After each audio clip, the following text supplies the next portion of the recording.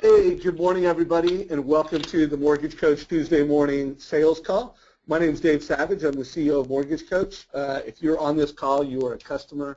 That means you're a friend of mine. Connect with me on LinkedIn, Facebook, and hopefully everybody has downloaded our apps. You have both the core Mortgage Coach app and you have Rate Watch, and you know how to use both of them. If you don't, we'll cover some of that today, but that's more for our Thursday calls that are based around trading. Every Thursday we do trading calls. So I've got two great guests today. I've got Anne Loehr. Anne, welcome to the call. This is your second time on a Mortgage Coach call. Thank you, Dave. It's always great to be with you and your team. Well, can't wait to, I think what's going to be a little different about this call is really focusing on how a Gen, not a Gen X, but how a baby boomer can connect and sell with a millennial. Last time you broke down all the different demographics. Today I'm really looking forward to nailing it, and I'll bring you in about 3 or 4 minutes. Sound good, Ann? Look forward to it. All right. Also, we have Ripma. Rick has been on this call. Rick, I don't know, it's been at least 3 or 4 times that you've been a guest. I'll formally bring you in and introduce you about halfway through the call, but feel free to jump in anytime while I'm interviewing and talking to Ann with any questions or anything you want to add color around. Sound good? Yep, sounds great. Thanks, Dave. Good. So before I bring Ann in, I do want to set the table. I am broadcasting today's call out of Rick Edelman's office just outside of Washington, D.C. I'm in Fairfax. And if you have not watched the last call I've done with Rick, I've interviewed Rick, I think, 2 or 3 times, but the last one has already been viewed over 707 times. And it was just it was all about his truth around money. So fantastic call. Highly recommend this call. There's a lot we can learn as mortgage professionals. You know, his belief around the mortgage is a strategic financial planning tool. He talks about, you know, really I think the opposite of what Dave Ramsey talks about. Again, I'm not here to say who's right. I think, you know, what everybody has different goals, has a different relationship with money. For some people, Ramsey is absolutely the right choice. For some people, Rick Edelman's advice is the best. But a couple things I wanted to bring into this call that I think is just a great setup. When I walked into the office, every office has this you know, whatever it is in their workstation, think compliance first. And this is where the mortgage business, it's not going, this is where it is. We as lenders just aren't thinking about compliance first. So with TRID coming up, I thought it was a good reminder. I really liked seeing this in the office. My favorite part was at the bottom of one of the pages where it just had these reminders, you know, put your client first, keep all confidential information confidential. Just some great reminders that it's not just good for compliance, it's just a great way to be a servant and a great way to serve your customers. So it just is where the ball is bouncing in our industry. And again, if you haven't gone through Rick Edelman's 11 great reasons to have a big and long mortgage, I just told you where the call is. So make sure you click on it. A lot of great quotes, a lot of great wisdom from Rick Edelman. Also, my team created a Rick Edelman total cost analysis, so you can type in Rick into a TCA and go through his advice. Also, while I am reminding everybody about Rick Edelman, I also want to remind everybody that I did that interview with David Bach just about a month after the last interview I did with him. I think it was late last year on that particular that call. Not only did I have David, but I had former Navy SEAL Phil Black. So again, a great call. Check it out, and we will talk more about that. Also wanted to draw attention to this playlist that we have, where all of the best-selling authors that I have interviewed, well, I won't say all, many of the best-selling authors that I've interviewed over the past year and a half, I created a playlist. And Anne, I just thought of something. You're a top author now, so I think I need to add you to this list. Thank you. Yeah. So make sure you guys check that out. So let's get to our first guest and really the meat of the call. And I am going to pass over the screen to you. In the presentation you're going to provide today, I don't know how much is going to review from the last call and really kind of set up today's call. But if you could make sure you tell everybody your story a little bit, just in case they didn't see you last time, and walk us through how we can sell and connect better with millennials. And I would like to put more of a focus, because most folks in our industry now are over 50, so we're baby boomers.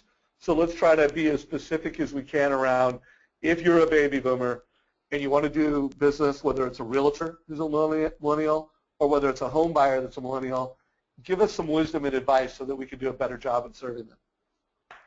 Absolutely. Thanks so much. Just want to do a quick check. Can everybody see my screen, Dave? I can see it. Excellent. Great. Well, thank you for having me back. It's always a pleasure to work with you and your team. As Dave said, some of this will be a refresher from my first call. You'll remember all the pictures, and we're going to talk about the different generations. So if you were on the first call, just hang tight because I get to the specifics later on about exactly how do we connect as baby boomers to Gen Y.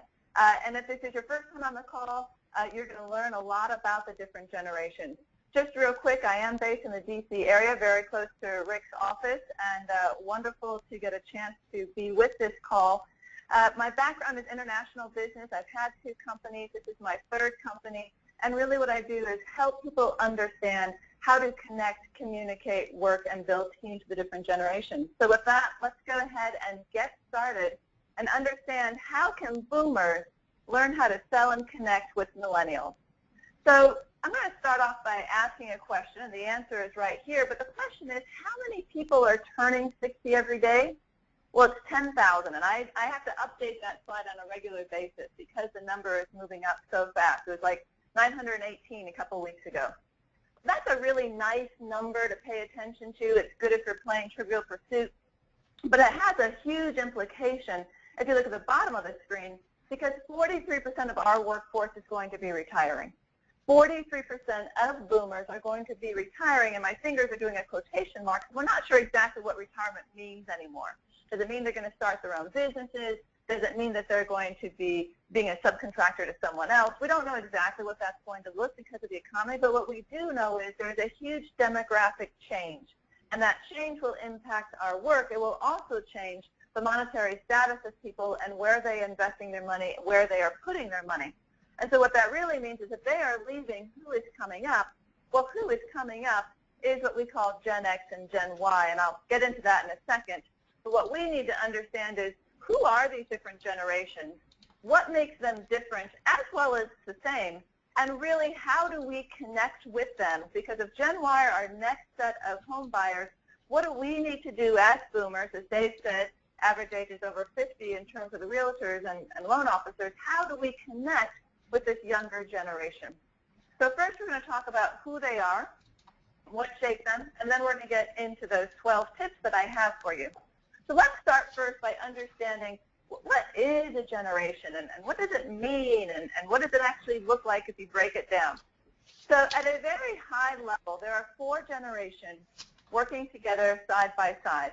The first time we've ever seen it in the U.S. workforce. They're known as traditionalists, baby boomers, Gen X, and Gen Y. Traditionalists are born between 1929 and 1944. Not too many still in the workforce, but in my town, Washington, D.C., we still have a lot on the Hill. Baby boomers are born between 1946 and 1964. They are still the biggest generation. Just a hair bigger than Gen Y, I will say. However, in terms of the workforce, they are the biggest in the workforce. After that, we have Gen X. Gen X is born between 1965 to 1980. That is my generation. And we have a couple different names. We are known as XS. We're also known as the Me generation, which I'll get into in a second. And then finally, we have Gen Y. These are your buyers. These are also known as millennials. These are also known as the net, as an internet generation, and the wired generation. So you can see this is who's in the workforce right now. This is who is earning an income right now. Now, fast forward to 10 years, and you think, okay, so who's going to be earning an income? Who's going to have that disposable finances in 10 years? Well, finally, our traditionalists, we can say, thank you so much. Enjoy your time and your service. Boomers, that red part there is going to go down between 1/3 to almost 2/3, depending what happens and what they decide to do if they're going to be starting their own businesses. Gen X is all in the workforce right now. That's not going to change. But Gen Y, the green, that is going to double in size. So in 10 years, the majority of our workforce, people who are earning money, are going to be Gen Y and Gen X with about a half of boomers. It's a very different picture. It's also a very different mindset in terms of how they are connecting to purchase those big things in their life in terms of homes, family, private schools, that kind of thing. So that's who's in the workforce. Well, what does this mean? It means we're focusing on the big three today, boomers, X, and Y. And here you see their numbers. So these are the actual numbers of the population. You can see boomers and Generation Y very, very close. We call them the bookend generation because they bookend around Gen X. Gen X is the monkey in the middle. Very different generation. So a lot of good news. If you're a boomer trying to connect with Gen Y, there's actually a lot of similarities, which I'll go through in my tips. Gen X is a very different animal. So again, just to be aware of it as you're thinking about how do I approach my audience and what's the best way to do it. So let's talk about real quick, what is a generation? People look at that and like, who made this up? Well, a generation is just a fancy word for what we call a cohort. And a cohort is just a group of people. So a generation is just a group of people who were born during a similar time period. For boomers, it's a 20-year period. Y is a 20-year period. X is a 15-year period. There's different reasons for that. And Gen Z, who is coming up now, who is after Gen Y, is now going to be a 10-year period, and it will stay at a 10-year period from now on. And we'll say, okay, so I get it. So they're just a group of people. Like, well, what's the big deal about them? Well, we're all over 18. We all are earning some kind of income. We all want to buy a home and have the American dream someday, don't we? Well, yes, and research shows that there are certain impacts, political, social, and technological, that affected each generation. And how you, as a realtor, as a loan officer, can help to understand that, the better you will connect with them. So let's understand what is it that shaped each generation. What was going on during their time socially, politically, and with technology? And when I say their time, I mean think about early 20s, late teens. Because what happened is certain events happened. Those certain events created a message, and that message then sent a psyche to this group of people.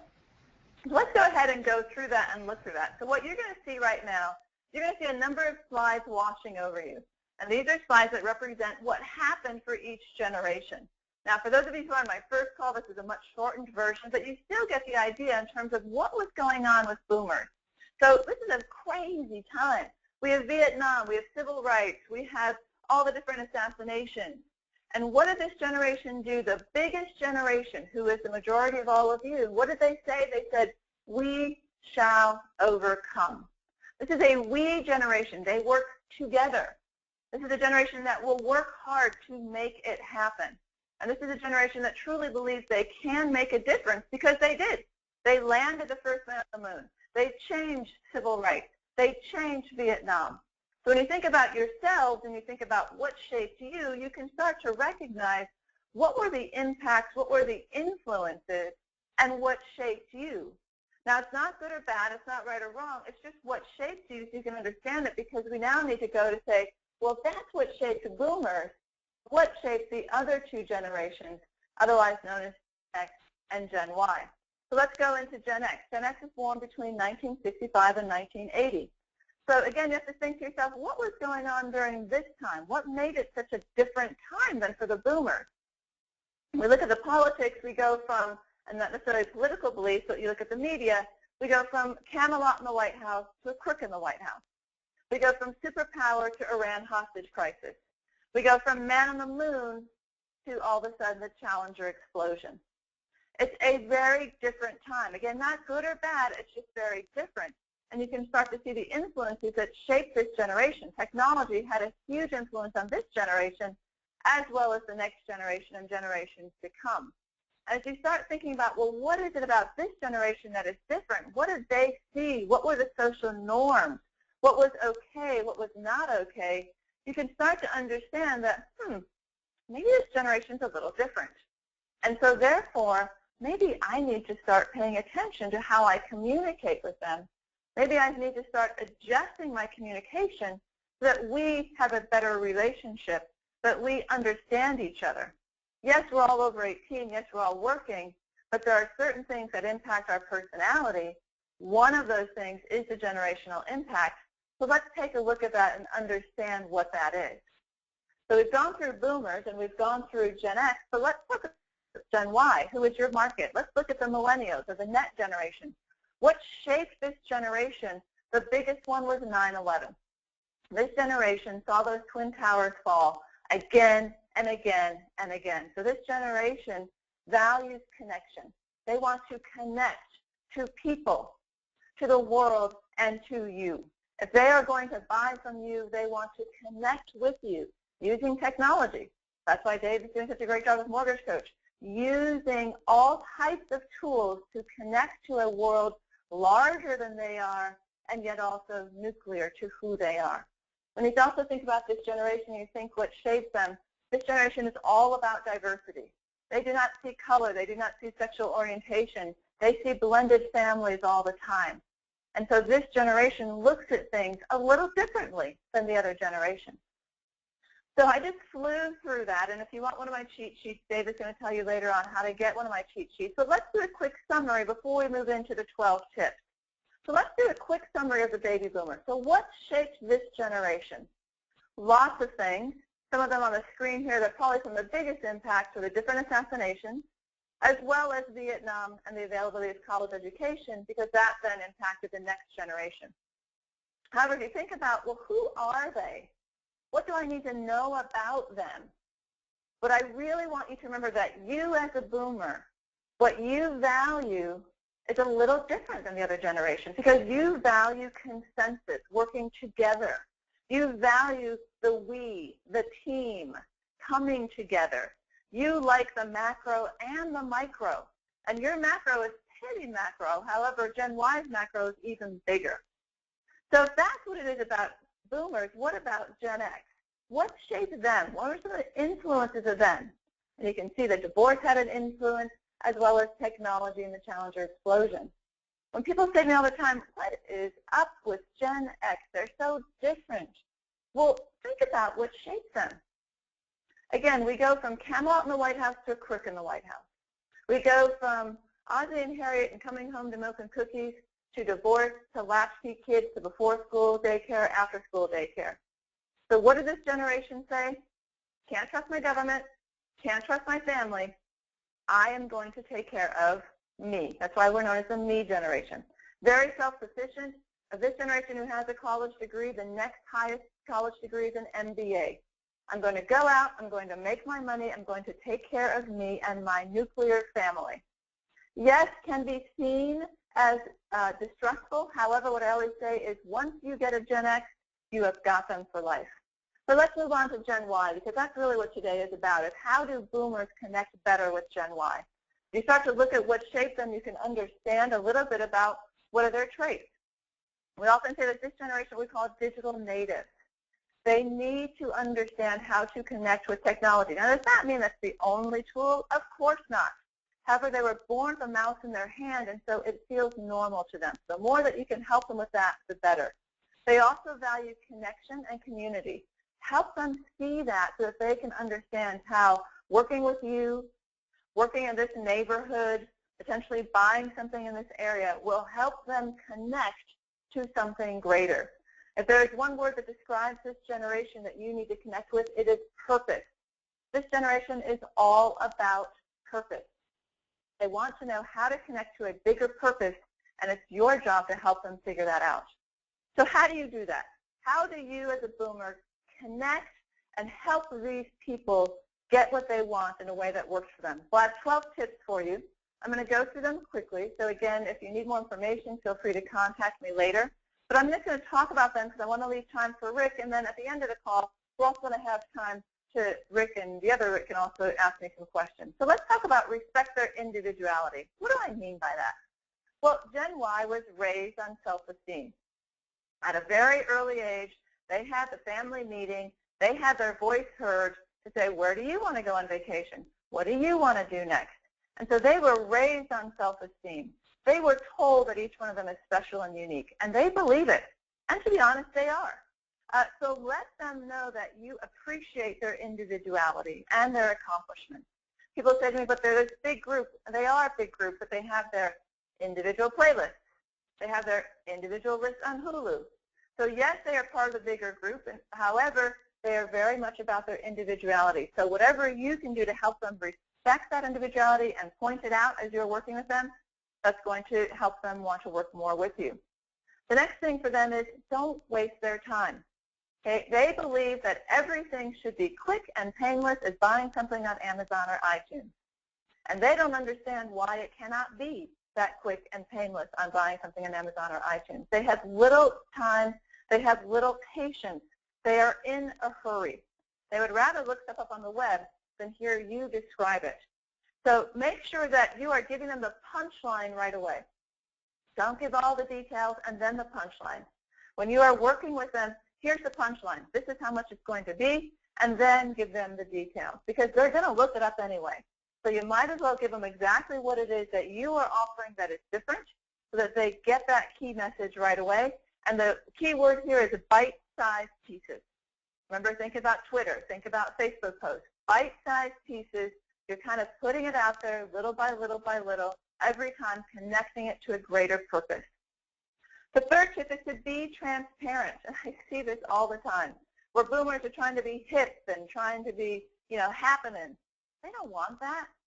They want you to be yourself because they will smell if you are feeling desperate. Okay? Instead, be upfront. Let them know who you are. Let them know about your expectations and what it is to work with them. Disclose everything because, again, they will look it up. They will look you up. They will look everything up about you. So make sure that you are working in a way that is transparent, that you are honest explaining who you are, and make sure that they are understanding that right away. My fourth tip is give it up. Gen Y love freebies. A free app, a free download, whatever it is, they love freebies because they are the instant generation. They are used to downloading something and getting instant gratification. So when you are working with them, offer services or products at little or no cost, a free analysis, a free app, whatever it may be. Give them something they can take away right now. This is the instant generation. They want something right now. Make sure that they are covered and make sure that if there's any benefits they can get right now, that you have told them about it. The next one is go digital. This is what you're seeing again and again and again. Your digital presence is just as important as your brick and mortar presence, maybe even more so. Make sure that everything on your website is up to date, it's acceptable, that they can visit your business using video, using webcam, whatever it may be. If you're not texting yet, which I doubt, but if you're not, start texting as much as you can as in compliance. And this last one, it sounds a little ridiculous, but if you are in brick and mortar, make sure you offer free Wi-Fi. There is nothing that makes Gen Y crazier than not having access all the time to the internet. Number 6, be your guide. This is great for boomers because boomers have a lot of experience. Gen Y doesn't. Boomer has already made a lot of important life decisions about homes and mortgages. Gen Y hasn't. Okay, they are used to having a coach at an early age. They are used to always having someone to coach them, to guide them. They know what they want, but they need help getting there. So give them information rather than a sales pitch. They don't want a sales pitch. They want information. They want your experience. Give them some resources. Back to that free thing. Give them, here's some free resources that you should use. Here's some free apps that you can use to start to understand it. And make sure that they are sources that you trust and say, I trust these. They'll appreciate that. Step number 7 is manage your reputation. I jokingly say, but I mean it, Gen Y are herd animals, H-E-R-D. They are herd animals. They go around in herds. They are very peer-oriented, P-E-E-R oriented. They look for reviews. They look for their peers to offer opinions, approval of their purchases, approval of their decisions. I often say you just need one Gen Y to influence. You get one influencer and you've got their whole crowd. That's how they work. So make sure that you are managing your reputation on whatever sites you are on and whatever media that you are using, so that when they are exchanging information, that it is right there with them. And if there is something negative out there about you, which happens, it happens to people all the time, address the problem right away, or at least explain it. Don't try to hide it, because they will find it anyway. The next one is about mom and dad. They're what we call helicopter parents. I'm not exaggerating when I say a lot of parents are writing college applications for Gen Y. Okay, adults in the Gen Y community will still ask their parents for advice. They will still consult their parents, especially for big decisions like this, insurance, real estate, cars, that kind of thing. So be prepared for mom and dad to get involved and show them that they can trust you with their kids. Have 4 more to go, and then we're going to start moving over to the end of the conversation. The next one is focus on the future, not your past. A lot of times boomers want to talk about their experience, their accomplishments, their success stories, which is important. However, Gen Y is not interested in that. What they want to hear about is their future and how their future is going to be better because of you. They're going to say things like, why is this important to me right now? What can this do for me? How can you help me? So make sure that you are ready to help them understand the bigger purpose. And if you can, if it's a peer reference, again, one of their peers, that's even better. The last 3, treat them like VIPs. Again, they are unique. I just read an article about Generation K. It stands for Generation Katniss, the group who grew up on Hunger Games. And the #1 word they use to describe themselves is unique. They want to feel special, and they want to understand how you can help them feel special. So tailor your message to them. Make sure that each prospective buyer understands that. And if you think that's difficult, think again, because there's a lot more information out there than you think where you can actually start to tailor your message for the generation. Last 2, make sure you are with the times and that you are in 2015. If you have anything in your literature that talks about 2014, God forbid 2013, you are out of it. Make sure that everything has evolved and your story has evolved, because you need to make sure that you are staying and evolving with them to go with it. And last but not least, probably the most important, we touched on a little bit, but I want to talk about it just a little bit more, is lead with authenticity. Make sure that they understand that they can trust you. This is the most advertised to generation in history. They were raised on ads almost as much as they were drinking their bottles of milk. They are immune to ads and to quick pitches. So lead with authenticity and help them understand who you are and how you're going to help them be successful as they move into this next stage of life and buying homes. And again, it's for realtors as well as for the buyers. So I know that I just threw a lot at you, and we're going to talk about it now in the next half hour with lots of questions and thoughts. But I want to leave you with a closing thought.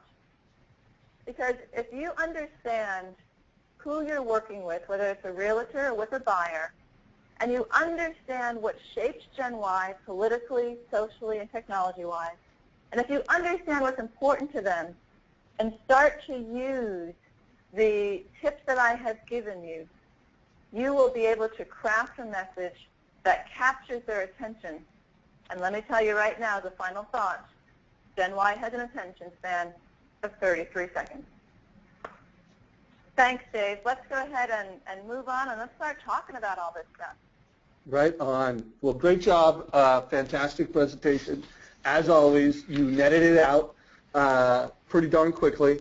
So, Rick, before I kind of net out some thoughts, by the way, I do want everybody, I'm going to have Anne's one-pager that it's great to have in your workstation, and just a great reminder on the different generations, the different words, the different philosophies, the characteristics. If you want that, make sure you email Anne, and I put her name up on here. But Rick, before I kind of break down some thoughts before I bring you into the call, anything you want to ask Anne or anything you want to add to that? Well, no, not really. It's amazing how different people are, but also there's a lot of consistency in the different generations too. So, I mean, it's really, you treat people well. You maybe change a few little things, it looks like, but pretty much it's the same way of treating people. Yeah, well, I think what makes you so special is you connect with everybody. So you are connecting with each person, and so as we do this call, I would like to, let's be a little intentional around how you might conduct yourself differently, or maybe you're not conducting yourself differently, you're asking questions, you're connecting, but what are the commonalities you're seeing in the millennials that you work with? Sound good? Yeah, that's fine. All right, so one thing I want to do before we transition and focus on Rick is the part about transparency, because that's something that as a mortgage coach, everybody on this call, you have the ability to deliver more transparency. And the new TRID rules that are coming out in August are requiring a whole new level of transparency. The cost of the loan over 5 years. So you've got to make sure you're getting your millennial clients, especially your millennial clients, to download your app, to make sure that when you deliver that advice, you're highlighting and you're showcasing the cost over 5 years. And you're showcasing the fact that you're providing a higher level of transparency and you're providing them more education and information about their mortgage. So I guess I just make that point. To Rick's point, I think this is important for everybody. This is not just for millennials. Everybody deserves to know what the cost of the loan is over 5 years. That's why we've had it in Mortgage Coach from day one. But the other point that I thought you made, Anne, that really aligns with our philosophies is the concept that millennials are connecting with more people. Everybody who gets a mortgage has a friend. If they're buying a home for the first time or the second time, if they're buying a home, they have realtors. Depending on how they manage money, they have advisors. And let's face it, they're surrounded by a lot of folks. And I do see more and more millennials are getting advice from their parents. They're getting down payments from their parents. They're putting off wedding gifts to get money. And so you as a mortgage coach, your ability to create a total cost analysis, put a video on it, send a link, and now everybody's in the loop. It's not just a way to serve them. It's a way to be more efficient, more effective for yourself. So I just want to make sure we connect those dots. Rick, let's focus the call on you. And you kind of change roles and you can ask Rick questions. I will be looking in the question area of the GoToMeeting, so there will be some opportunities. Whether you want to, everybody on the call, you want to ask a question of Anne or a question of Rick, feel free to throw those in there. Anne, anything else you want to say before we transition to Rick? I just want to touch on what Rick said, and it was beautifully said, and I just want to piggyback a little bit. Absolutely, everybody wants to be treated with respect, and that's correct. And the good news is, for this phone call, is we're talking about boomers to millennials. Well, the good news is that boomers and millennials are very similar. They have similar traits. They have similar personalities. They're both about we, about the team, about making a difference, about connecting. They may connect a little differently, but they are about connecting. So that's the good news for boomers. So sometimes people say to me, oh my gosh, how am I going to remember all this? I'm like, well, it's not that different from you if you're a boomer. The bigger difference is X to Y, but again, that's not insurmountable. It's really just understanding who is my audience, what do they value, what's important to them, and how do I approach them. Right on. So by the way, Rick Cardinelli, thanks for the kudos on the call. And Mark Brewer, buddy, he asked what was the attention span of a Gen Y? Ann said 33 seconds. By the way, Ann, did you just pull that number out of the air, or is there some evidence and some stats around that? Oh, no, there's absolute evidence. There's absolute evidence. That's why we call it bite-sized learning.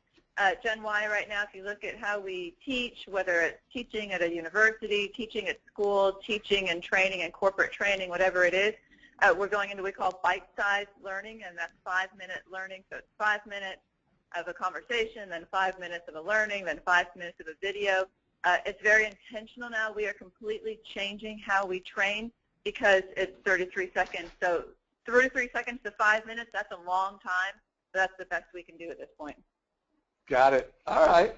So, Rick, if you wouldn't mind just telling everybody what market you're in, a little bit about your background as a mortgage coach, and then let's talk about what you're doing and what's working, and let's try to be as intentional as possible about aligning it around how to win with millennials.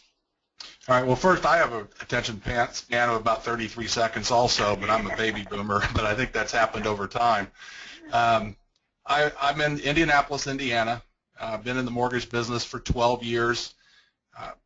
I don't know. I've been on the call several times.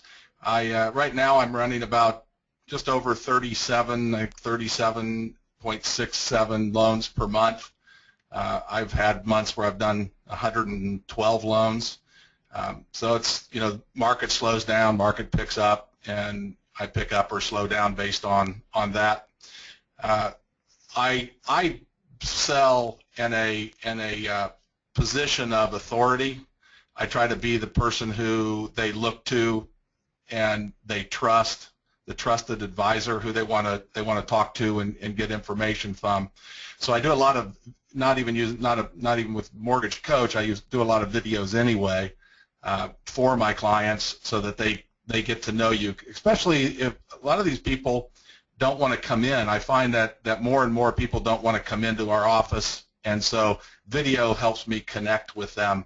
And that's one of the things about Mortgage Coach I think is extremely important. When you fill out the information and you send that to people, it can be somewhat confusing, and you really don't connect with them in the same way you would connect if you do a video with the presentation. And the video is very easy to do, and it does make it hugely more beneficial if you do the video with your Mortgage Coach. It takes a little extra time, but it's remarkable to me how much more benefit I get from it by doing the video. I don't know anymore. I can't remember the difference because I never do a Mortgage Coach without doing a video, Dave. Well, that's first of all, that's awesome to hear, and two, for everybody on this call, I would like to know if you're not adding video to your total cost analysis. I would just love a sentence, a little like a tweet. Why not? Really want to know as much leadership as we brought to the table on this, as many success stories as we had. We'd love to help crack the code for folks on the call because it really does make a difference in your ability to connect with people and your ability to teach them. I mean, at the end of the day, the best salespeople are teachers. So, Rick, if you could speak to how you said, hey, I come from a position of authority and I'm delivering value and advice. I mean, could you add a little more, be a little more descriptive on exactly what you're doing and what you mean when you say that? Yeah, I spend a lot of effort, time, and money in contacting and connecting previous borrowers, current borrowers, even real estate agents. I don't do a lot of real estate. I don't work with a lot of real estate agents. Mostly I work directly with consumers, what I prefer. And to do that, I have to be in front of them a lot. And obviously I have 6,600 clients, so I can't get in front of everybody every day. I don't have enough time to call everybody. So I have a system where I do emails. I'll do mailings. On emails, I try to get in front of them at least twice a month, really 26 times a year. I do that there's a newsletter I put out. I send out for a birthday card. I get in front of them on any holiday. They're going to get something from me. If there's any major price changes or anything going on in the industry I think could be beneficial, that I may be a little bit more direct, just targeted on who I'm going to send it to, but I'll send that type of information out. I always want them to look at me as the expert in the industry. And as long as I can do that, as long as I can stay in front of them, and then when they're talking to me, I can make sure that I communicate to them in that same fashion. And I think that's one of the places, programs like Mortgage Coach come into effect, is it helps me communicate those things, the information they need to know in a logical order. One of the things I do, and you may not like this, Dave, but I don't send a Mortgage Coach to everybody. I have found that the vast majority of people it is beneficial to. And this may go kind of to the generations. I've had some people, and if I get an older person and I'm talking to them, they aren't very technically advanced, I don't send them a Mortgage Coach. I have found it just confuses them. Not even the form, they sometimes can't even figure out how to get in the form. So I don't send it to everybody, but I send it to those people that I firmly believe are going to understand it and are going to benefit from it. And as an example, I had a customer a few weeks ago, it's probably a couple months now, who was an engineer, and young engineer, 23, 24 years old, and they were buying their first home, and they were inundated with information from everybody they talked to. They talked to 3 or 4 mortgage companies, and they were being inundated with information. And I got the loan because of Mortgage Coach. That's what he told me set me apart from them, from everybody else they were looking at. He a very detailed guy, so he went over this more than I've ever gone over any mortgage coach analysis. He looked through everything and questioned every piece of information I put in there. But it really did make a big difference.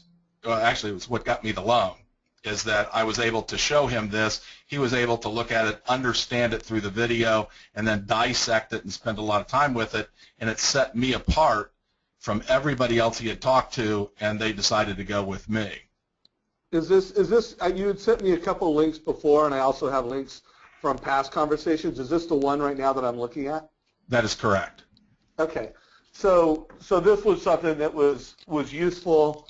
You were basically working out the numbers to help them understand the value of owning versus renting. Is that what you were doing here? If you just walk us through the strategy. Yeah, I was trying to show him two different things. He was renting, and he was already pretty much going to go ahead and buy a home, but I wanted to show him kind of the difference between what he was paying today and what he would be paying in the future, and how that affected his bottom line, his income, what that was going to look like. He's a very, very detailed individual, and his wife is also. So this was something I felt was very necessary for them to look at. Good. And he wanted. Go ahead. Oh no, go ahead. You were continuing. I didn't mean to interrupt you. He wanted to look at 20-year and 30-year, and he wanted to look at paying a little bit extra to get the rate down, or taking the higher rate. So that's why I did 2 20 years and 2 30 years, and put together the information so he could, in here where he could understand it and look at it, and obviously the video gave him some additional information, but this gave him what he needed. He spent a lot of time in the more information tabs. There's a lot of additional information. If somebody hasn't looked at those, there's a ton of additional information in those tabs. Spent a lot of time in there asking me questions and wanting to know more about that, all the pieces of information. I was trying to pull that up here. Okay. Well, actually, I don't have. Oh, there it is. Got it. So just reminding everybody that you can click on these more information tabs. And again, I think one reminder for everybody is to make sure you know what's in here. Make sure you understand the numbers. I find so often that that's what holds up a lot of mortgage coaches, is them just not understanding the answers themselves. So make sure that as you're presenting this information, if you do have questions and you still don't understand it, make sure you come to our Thursday calls and go through the details. So again, the more expert you are at delivering this advice and information, the more value you're bringing to your clients. And when it comes to working with millennials and folks that are tech savvy, it's a real difference maker. Anything else you want to add on that one, Rick? No, not really. I agree 100% with you. You need to know what the information is, because when they start asking, if you can't answer, you're not going to look very good. Good. You need to set yourself apart, but knowing that information is important. And in this case, he was trying to decide between a 20 and a 30 year. So it was important that I understood the difference between the two also, not just the payment, but how it affects everything down the road, so that I can give him proper advice on what he should be looking at. And he ended up going with a 30-year at 3.75. Beautiful. Hey, Anne, any questions for Rick so far? Anything you want to add? I don't have any questions. I was taking some notes, though, on this. And, Rick, you may have been doing it subconsciously or consciously, but I want to point out what you did well in terms of connecting with this millennial person. So first of all, you guys touched on it for the whole technology piece, right? These are our digital natives. So these are people who are born with a mouse in their hand. And if you're using technology and don't know, as we said, the more button and how to use it, you are dead in the water. So if you're going to use technology, make sure you know it very well, because that is their right hand. And if you don't, it's better to not have it at all than to do it and not do it well. So if you want to connect with your millennial buyers, that's one thing. The other thing that I really noticed is, Rick, you were saying that you connect with previous borrowers. You're sending them cards, emails, that kind of thing. And that really speaks to what I was talking about, the herd mentality and their community and connecting to their community. So what you're doing is you're figuring out, I'm going to touch all the borrowers. Those borrowers are then going to go outside the circle and talk about you to their herd. And again, as I said, you just need one influencer. You just need one or two Gen Y influencers, and it will be everywhere on social media within their circles that they want to work with you. So that was a brilliant move. You also touched on the fact that they don't want to come into the office. Absolutely. Why would they want to come into the office, right? They want to connect with you, and your videos are a great way of doing that. I want to connect with you. I want a video tour of the home. I want a video tour of your office, but I don't necessarily need to come in anymore. So they still want to connect, one of their #1 values, but they're going to use technology to do it. So that was a brilliant move as well. And last thing, Rick, before we switch back to you and Dave, is you said something very interesting early on. You said, I am their trusted advisor. That's a beautiful way to say it if you're trying to connect with a millennial. I am not your expert. I am not going to give you a sales pitch. I am your advisor. I'm going to help you. I have experience you don't. We're going to work together. Kind of that comes like a coach mentality.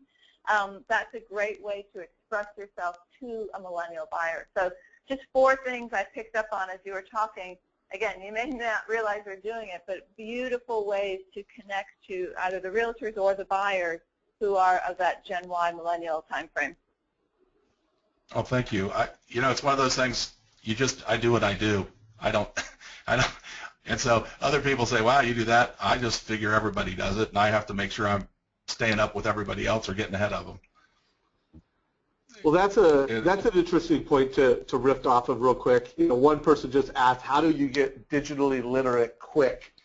And, you know, I mean, first, it starts with your why. So in Rick's case, I mean, I've interviewed him enough times to know that, I mean, he really has the heart of someone who cares, and he's a very efficient and effective man. I mean, you know, you don't do 37-plus loans, and I think, Rick, you've averaged that for most of your career, and have months where you close 100-plus loans if you're not really efficient and effective, and if you're not dedicated to being really efficient and effective. And in order to be that effective, that means you're always tweaking your process to make it better. You know, when you see a better way to do something, you make a decision, you have a why, and then you do repetitions to the point that you do it. So, I mean, I'm kind of with you, Rick. I mean, I'm over 50, and I'm very mobile savvy. I'm very tech. I'm very why-driven. You know, I have a lot of the DNA of, let's just call it a millennial. But I don't, you know, the way I see it is that, you know, while millennials have a certain characteristic that are common within that demographic, you know, there's a lot of millennial-like folks that are baby boomers. They're digitally savvy.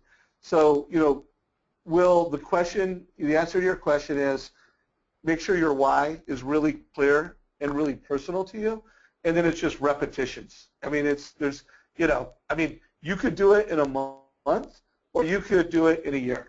The question is, what are you going to do every hour? Are you going to download a mobile app and use it?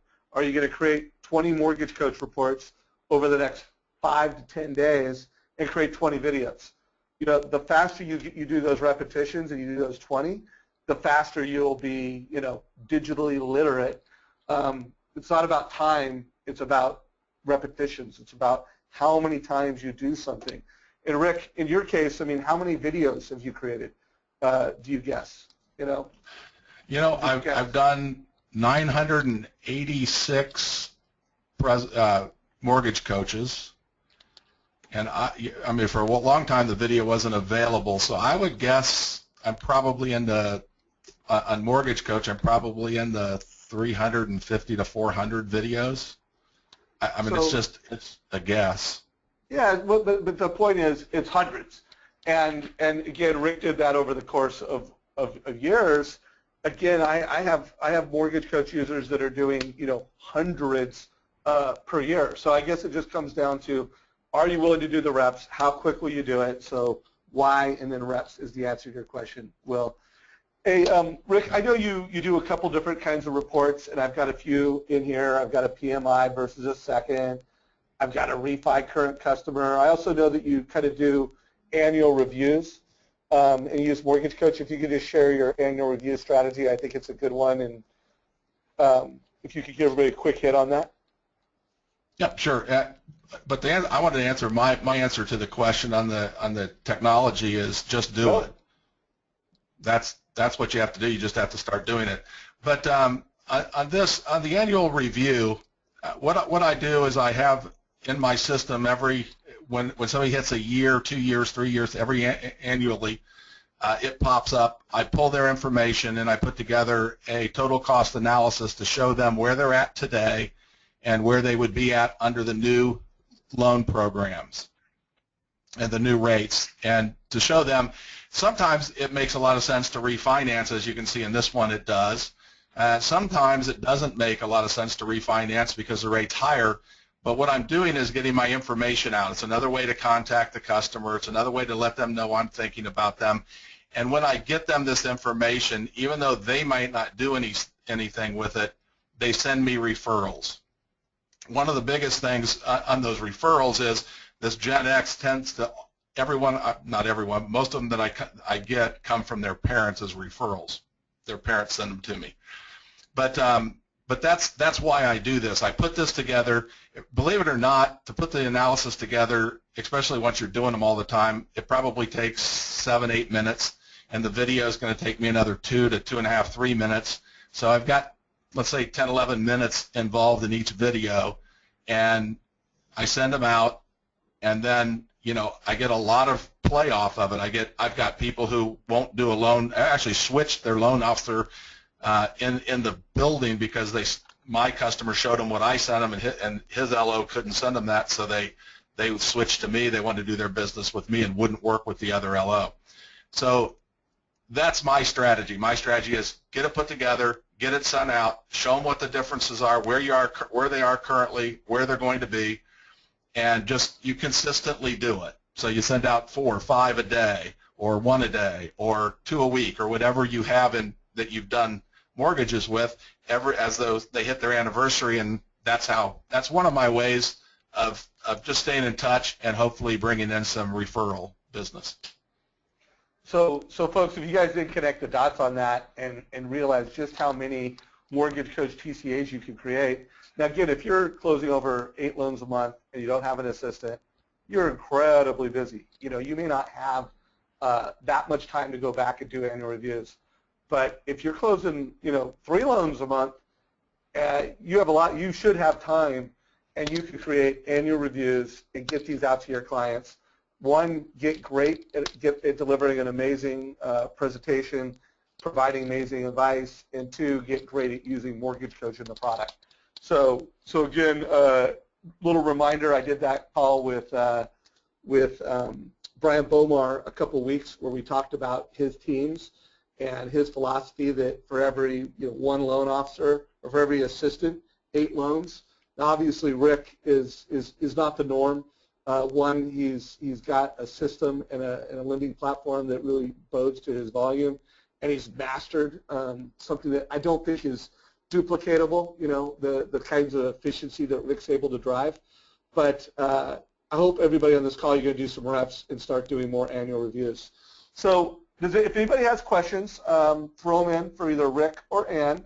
I want to do some reminders, and then we'll do some Q&A. Anne, be thinking of any questions or anything else you want to add around the conversation with Rick. I'll bring it back in about a minute. I want to remind everybody, every Tuesday at 9 o'clock, we're doing these calls. Next week, I'm going to have Daniel Harkavy as my guest. We're going to talk about his 5 perspectives of leadership.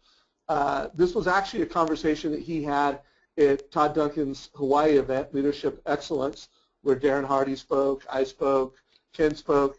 And I just thought what Daniel was sharing was so important, so I asked him to come into a call, and he's going to break that down for us next Tuesday. Don't miss that.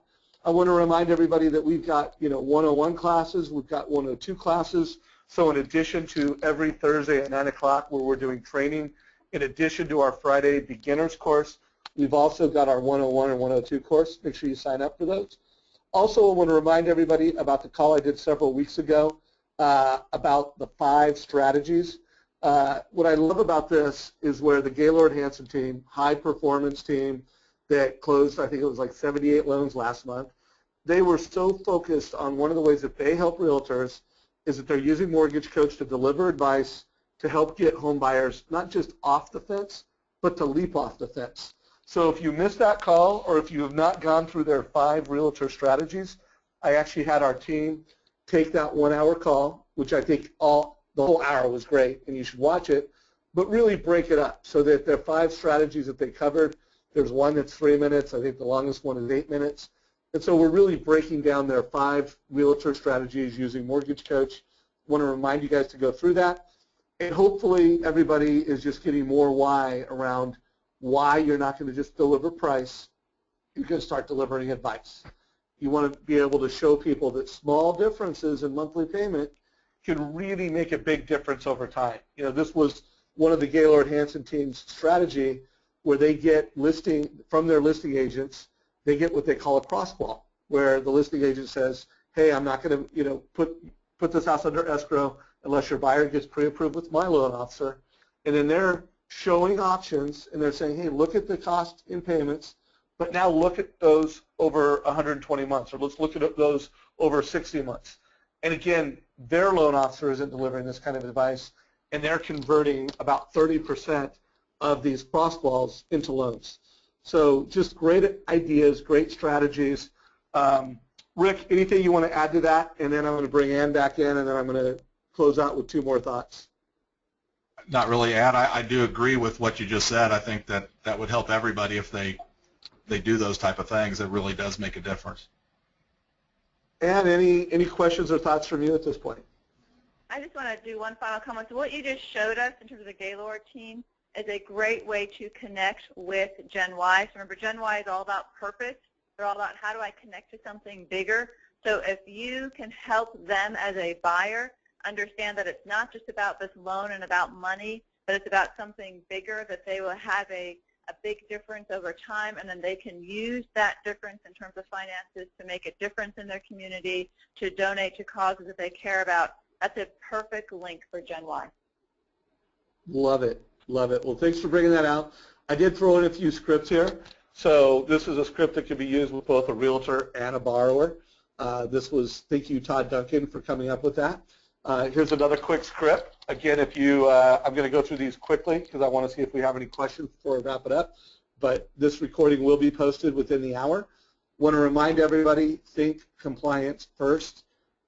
Any branch managers, heads of production, all the leadership in the mortgage industry. I'm going to be interviewing Mitch Kiter in a couple weeks. If you have any questions that you want me to ask Mitch, let me know what those are.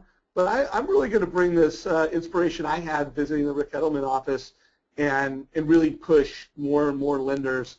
Let's think compliance first, and let's do it with the heart of being a teacher and the heart of serving our clients. Again, the more we can help people understand how little differences can make a big difference over time, the better. So again, I hope you guys will join me next Tuesday.